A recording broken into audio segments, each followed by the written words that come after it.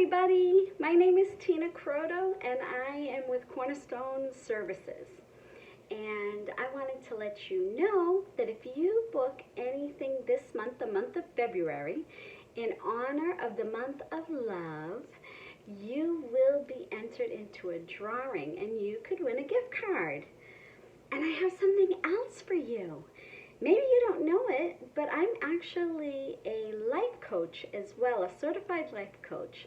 And I wanted to give you some tips on relationships.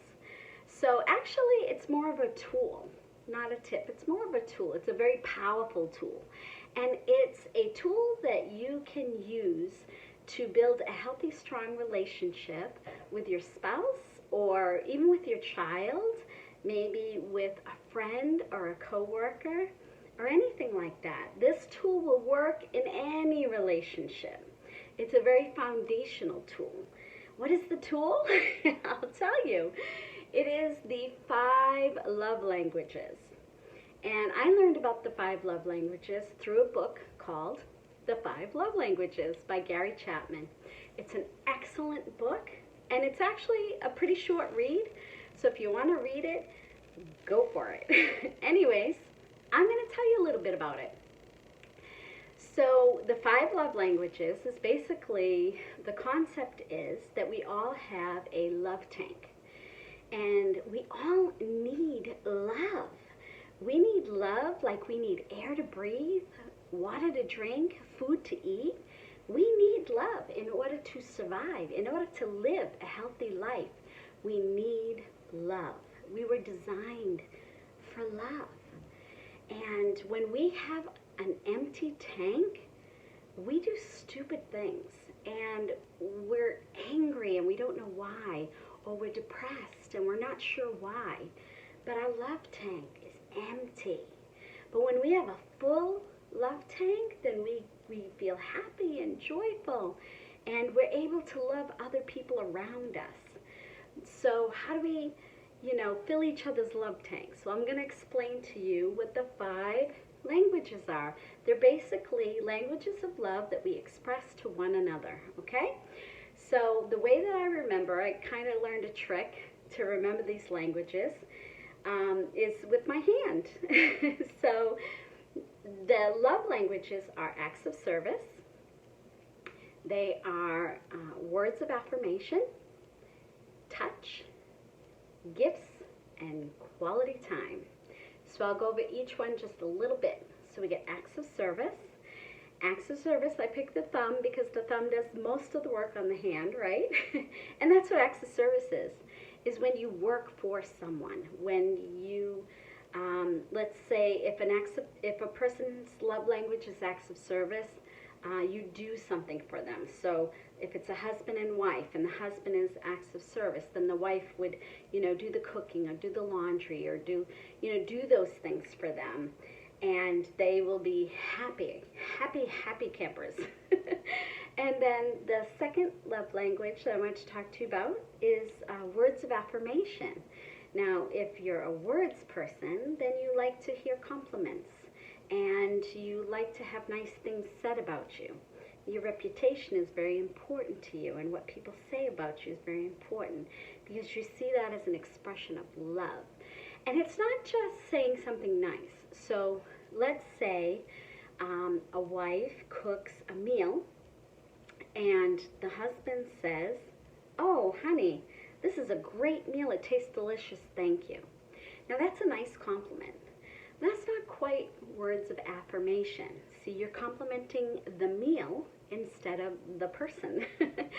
So what you can say is, "Honey, what a great cook you are." See, there's a little difference between complimenting the meal and complimenting the person and telling them they're a great cook. So that's words of affirmation. And the next love language is touch, and I picked this finger because it's the finger you stamp with, right? And you touch.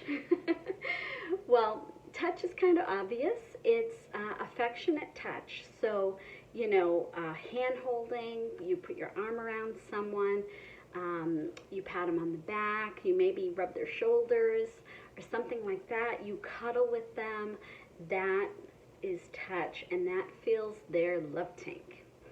And then the next one, I picked this finger because it's the index finger. It's usually where we put the ring on, and well, on this hand, but the ring, a ring goes on this finger, so it's gifts.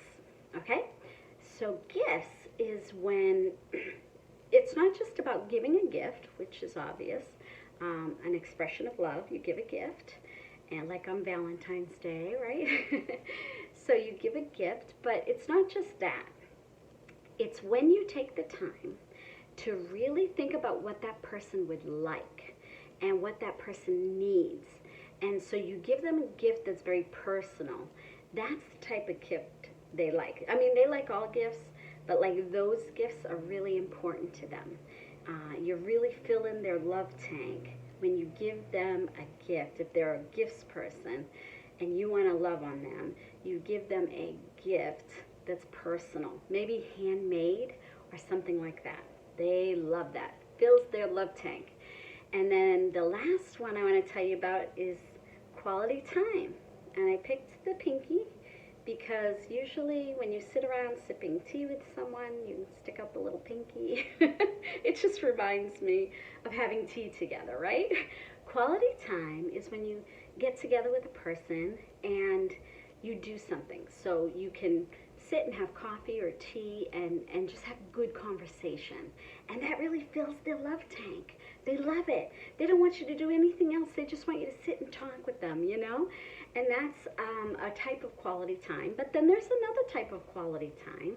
And maybe it's sports or activities. So they really like doing sports. It just fills their love language to be able to do activities with people or with a person.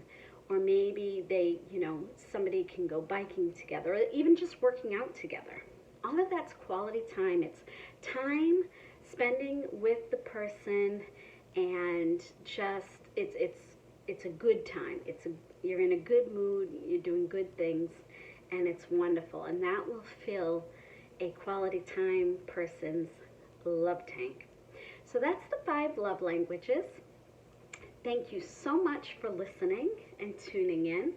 And again, I want to remind you that if you book services with Cornerstone, then you get to be in a drawing for a gift card for the month of love. Thank you so much, and we'll see you later. Bye.